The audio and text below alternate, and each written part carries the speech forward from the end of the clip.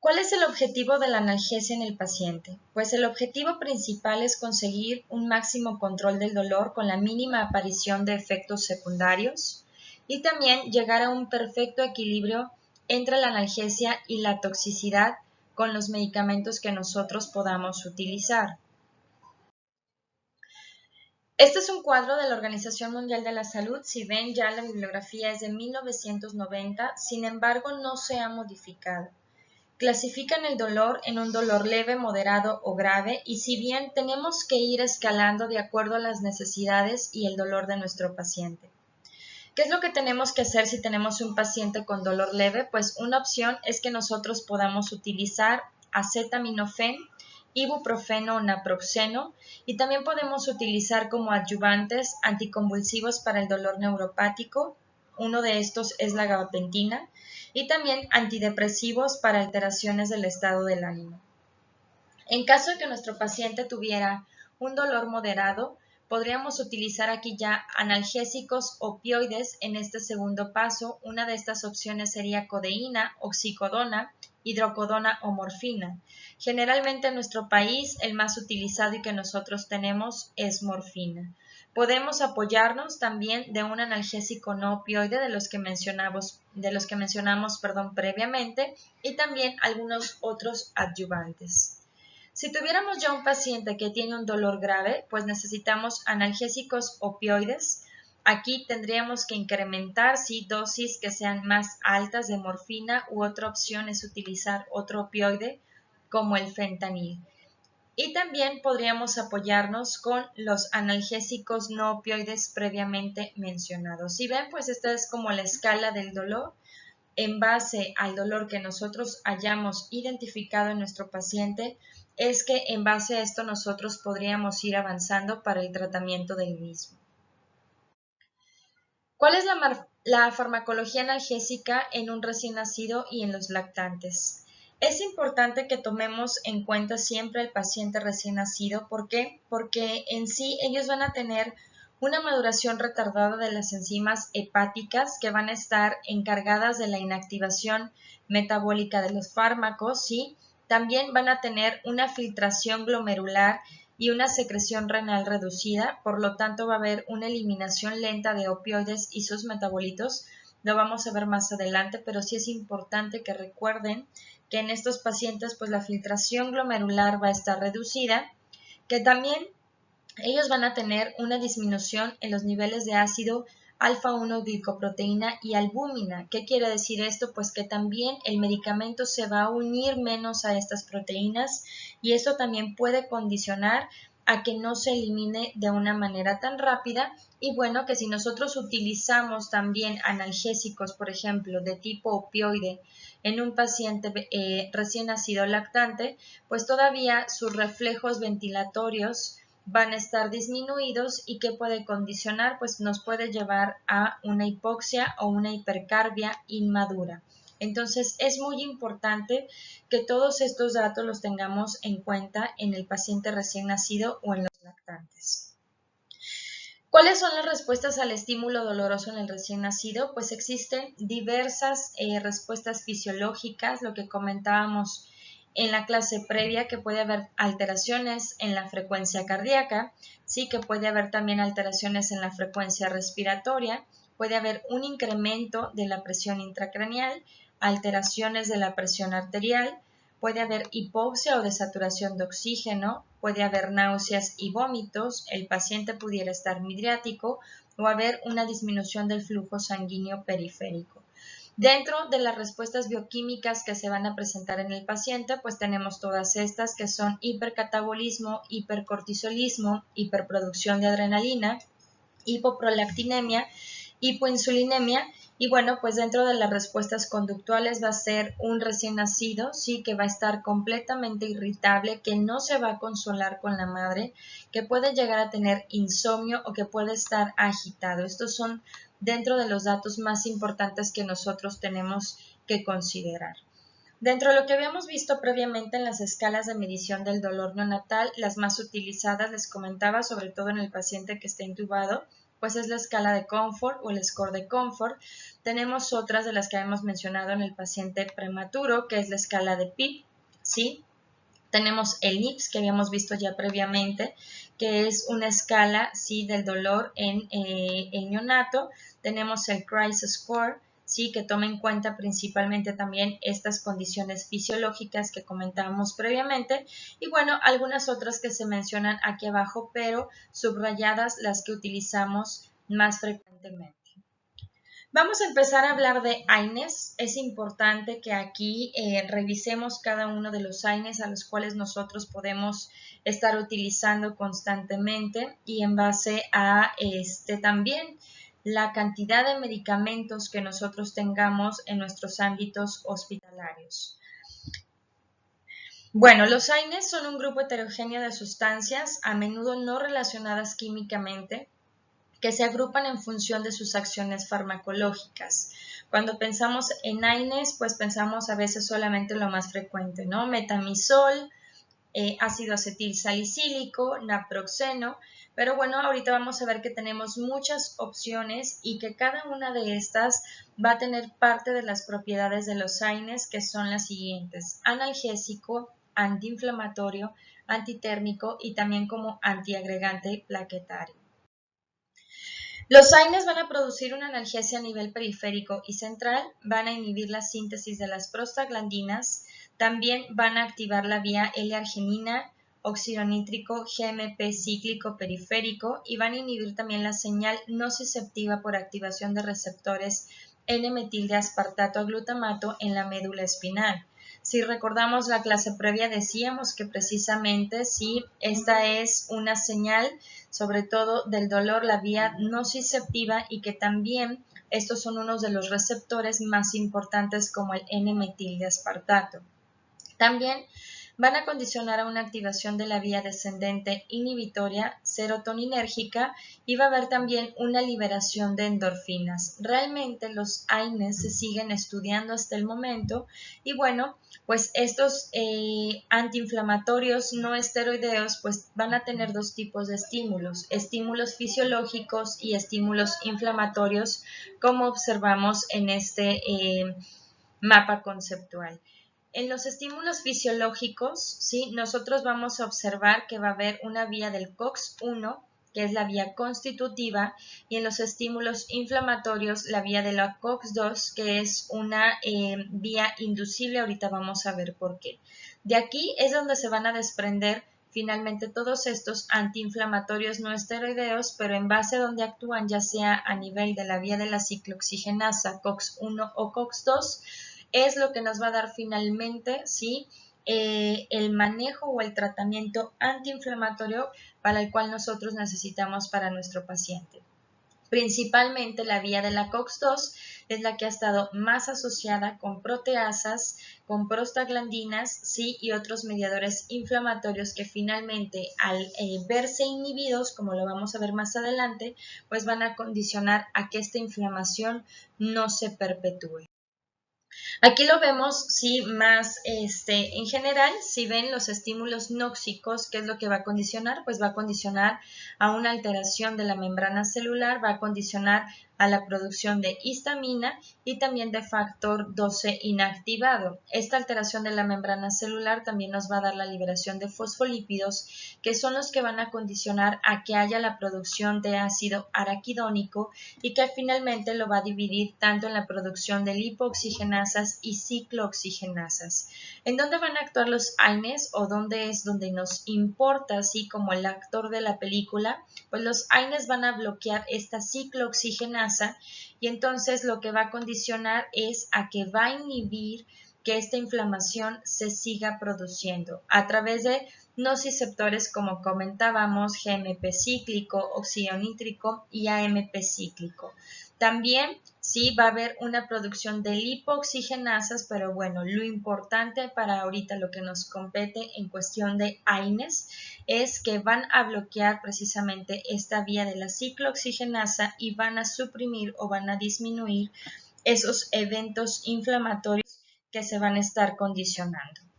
Aquí, a manera de un resumen, lo que comentábamos, pues COX-1 es la vía constitutiva del estímulo fisiológico y la COX-2 es la vía inducida del estímulo inflamatorio, es un estímulo inflamatorio constante. ¿Sí? Recordar aquí que la ciclooxigenasa es la enzima clave en la síntesis de las prostaglandinas a través de la oxidación del ácido araquidónico. Las prostaglandinas van a realizar tanto funciones relacionadas con la homeostasis de diversos órganos como con el dolor, la inflamación y el desarrollo de neoplasias. De hecho, se ha estudiado mucho porque también secundario a esta vía es que se piensa que pudiera ser una teoría para la aparición de tumores. Y aunque ambas ciclooxigenasas tienen similar afinidad por el ácido araquidónico y son homólogos en un 90%, presentan diferente afinidad por el sustrato y se encuentran en distintos lugares dentro de la célula. También va a haber diferencias en los genes que codifican ambas enzimas, sin embargo, pues finalmente van a estar siendo precursoras de este ácido araquidónico. ¿Cómo es la distribución de los AINES? Pues los AINES tienen una distribución diversa. Si vemos, puede distribuirse desde la sangre hasta el tracto gastrointestinal, hasta el sistema nervioso central, a nivel renal.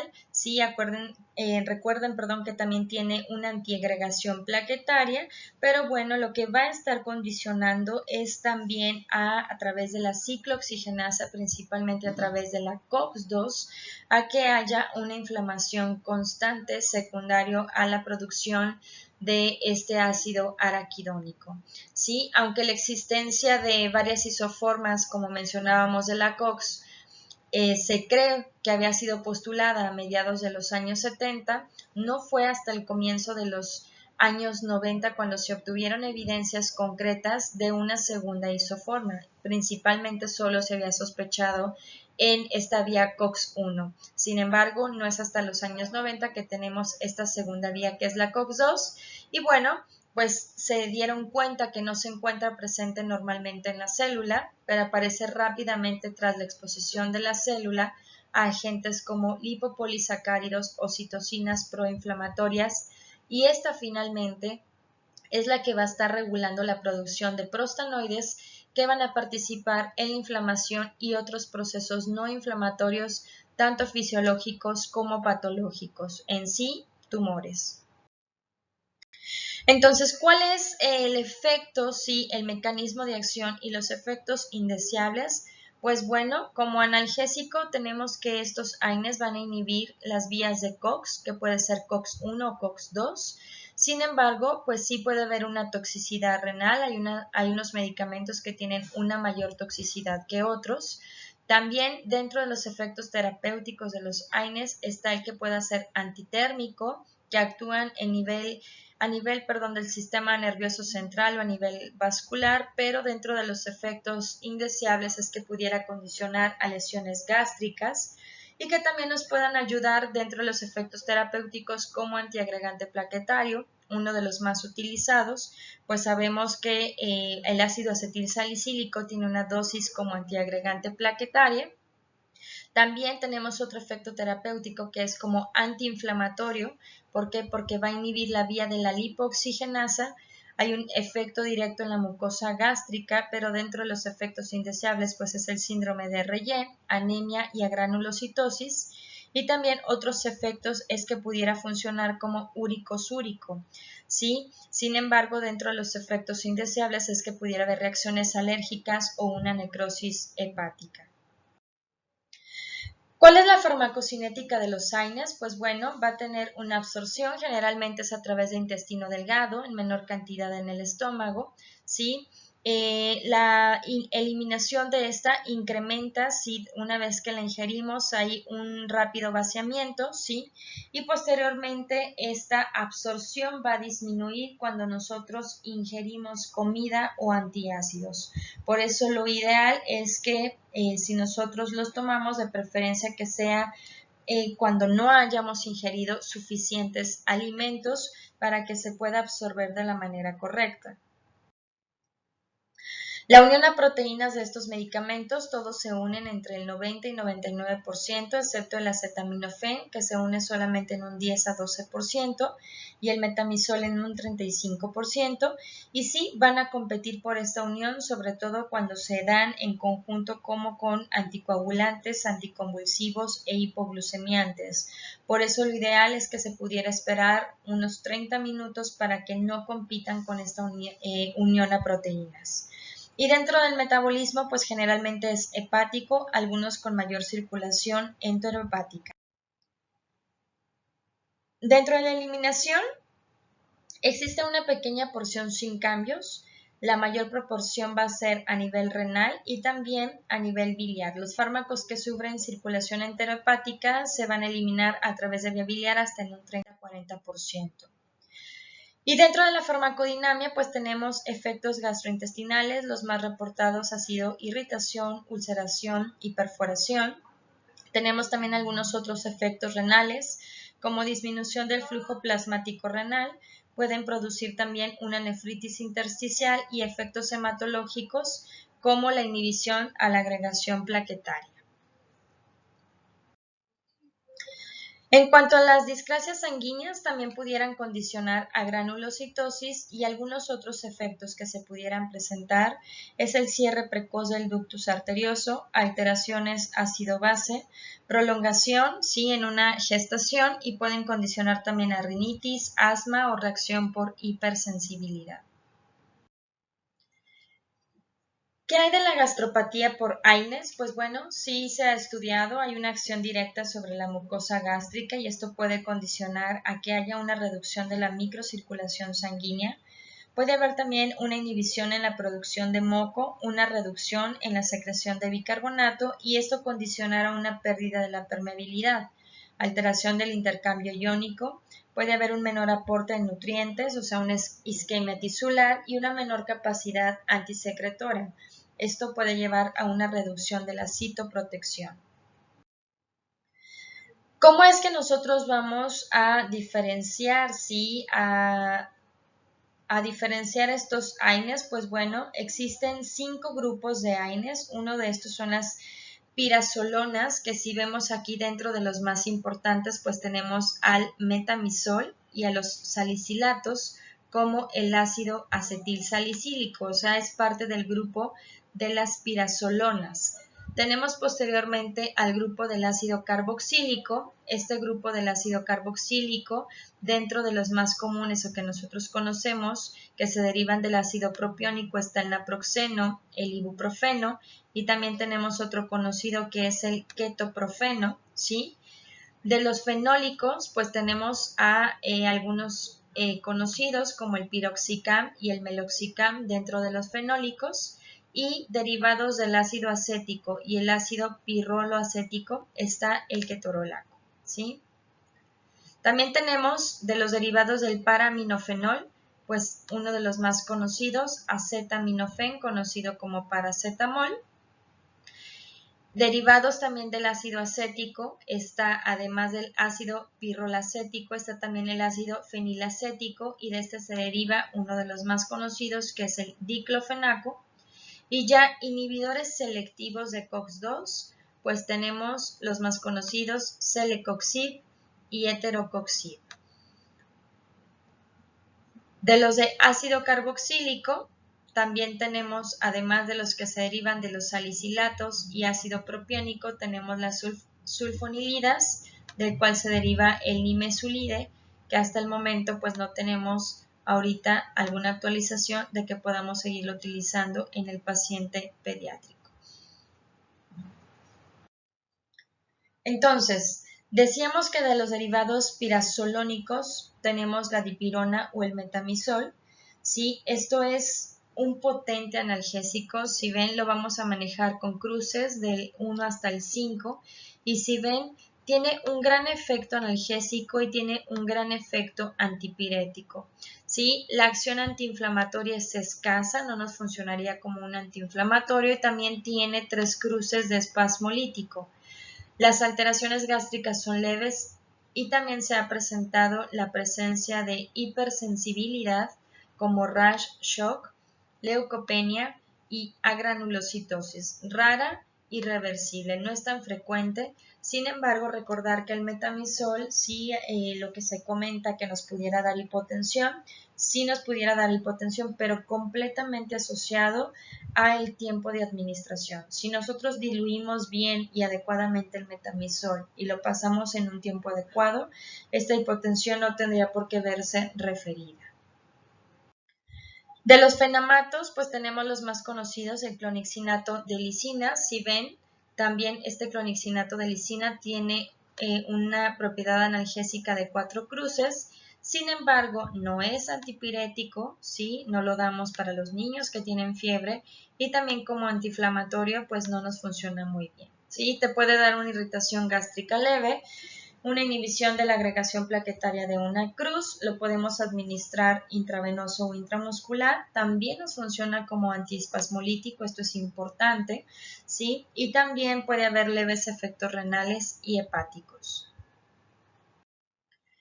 El ácido pirrolacético, derivados de este, pues uno de los más importantes, tenemos a lo que es el ketorolaco. Si ven, potencia en analgesia, pero no tenemos una buena actividad antiinflamatoria, tampoco es antipirético y sí nos va a ayudar como una inhibición en la agregación plaquetaria. La irritación gástrica sí puede ser severa, por eso es importante que nuestros pacientes pues no lo tomen constantemente, tengan un protector de mucosa gástrica. La hipersensibilidad puede estar moderada, hay un reducido margen de seguridad y también nos pudiera condicionar a una insuficiencia renal aguda o a una nefritis intersticial. Dentro de los derivados del ácido propiónico, pues tenemos al ketoprofeno. Dentro del ketoprofeno, si ven, tiene una gran potencia analgésica y también una gran potencia como antiinflamatorio, más utilizado en el paciente con algún diagnóstico de traumatología. Si ven como antipirético, pues no tiene casi nula actividad, tampoco como antiagregante plaquetario. Generalmente su metabolismo es hepático, sí nos puede dar irritación gástrica y tiene una interacción cruzada con ácido acetilsalicílico. Si hubiera dolor, también una de las posibilidades no solamente es que se dé vía oral, sino que también pudiéramos aplicarlo de manera intramuscular. Derivados del ácido fenilacético, pues tenemos al diclofenaco. Este diclofenaco tiene una gran actividad antiinflamatoria y una gran actividad analgésica. Nosotros también lo utilizamos generalmente en el paciente pediátrico con alguna condición traumatológica, si ven poca propiedad como antipirético, ¿sí?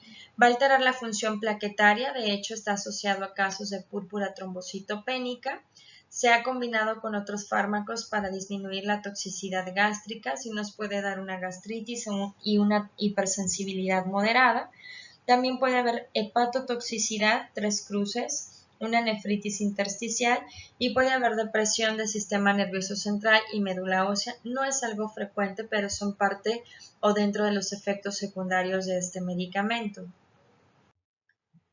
De los derivados del para-aminofenol, pues tenemos a uno de los más utilizados, que es el acetaminofén. Sí, este es un metabolito de la fenacetina.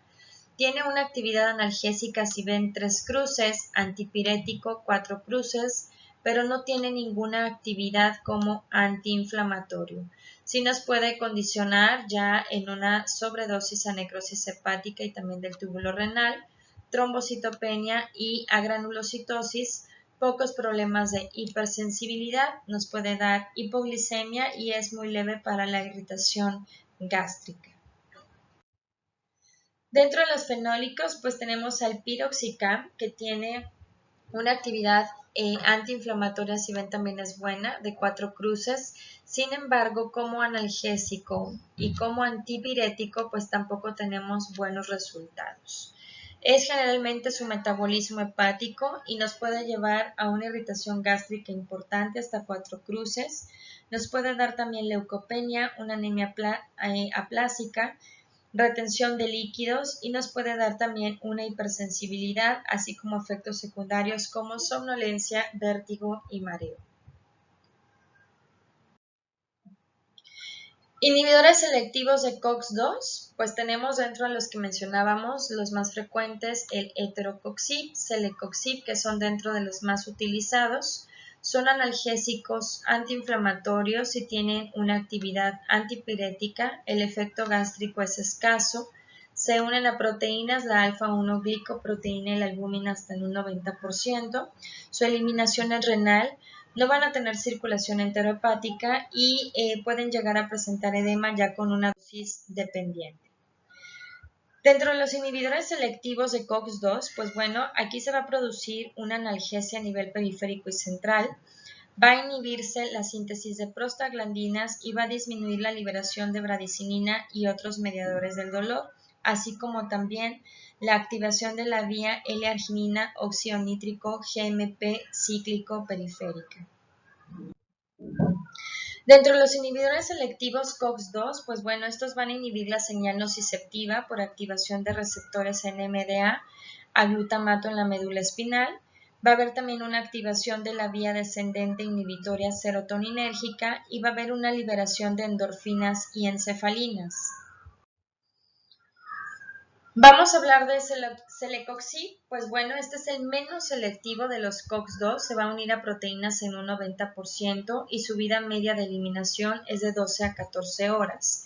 Generalmente esta eliminación es renal, puede llegar a tener una circulación enterohepática y va a tener un efecto antiinflamatorio importante, así como también un efecto analgésico acorde a la dosis. Y va a tener un efecto gástrico escaso, dosis dependiente. No va a tener efecto adhesivo plaquetario. Heterocoxib, pues es el más altamente selectivo de COX-2, ¿sí? Su unión a proteínas es hasta un 94% y la vida media de eliminación es de 17 horas.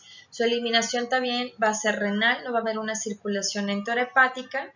Tiene un potente efecto analgésico, heterocoxib es muy bueno y tiene un efecto antiinflamatorio muy importante. Va a tener un escaso efecto antipirético, no tiene un efecto gástrico y tampoco un efecto adhesivo plaquetario.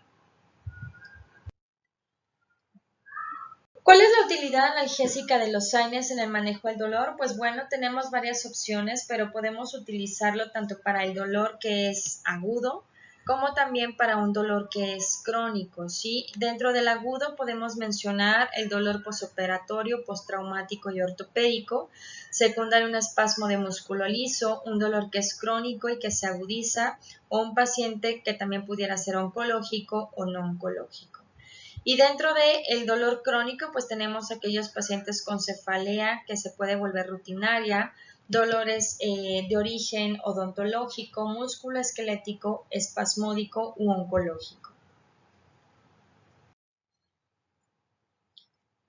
Bueno, pues ¿cómo vamos a hacer el manejo del dolor agudo? El manejo del dolor agudo tendrá que ser en base a la causa, ya dijimos que puede ser cualquiera de estas, y en base a la causa es que nosotros podemos llegar a seleccionar el medicamento ideal para nuestro paciente. Que se puede hacer una combinación, sobre todo también con anticonvulsivantes o con medicamentos también opioides, indicados principalmente en el control del dolor nociceptivo. Dentro de las ventajas de los AINES, pues bueno, van a ser en base a su disponibilidad, a su administración, ya sea vía oral, intravenoso, intramuscular, vía rectal.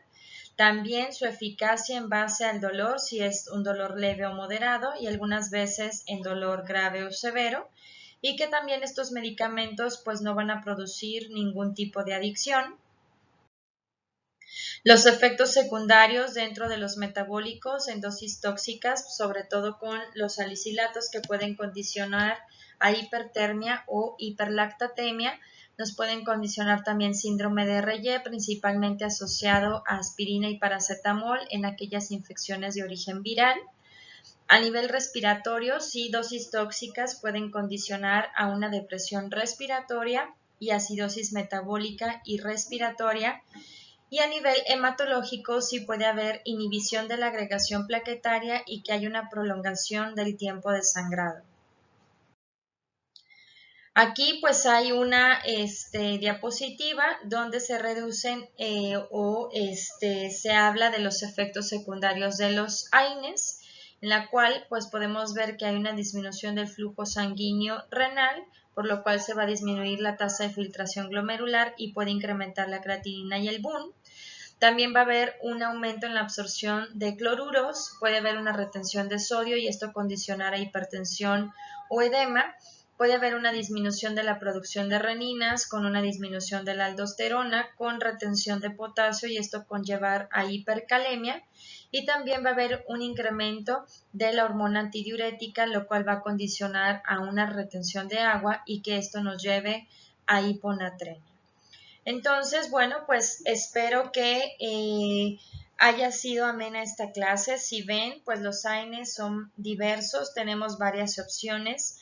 Tenemos que utilizarlos en base a las necesidades de nuestro paciente, si lo queremos como analgésico, como antiinflamatorio, como antitérmico o si también deseamos efectos como antiagregante plaquetario. Tenemos también los AINES selectivos de la COX-2 como heterocoxib o celecoxib.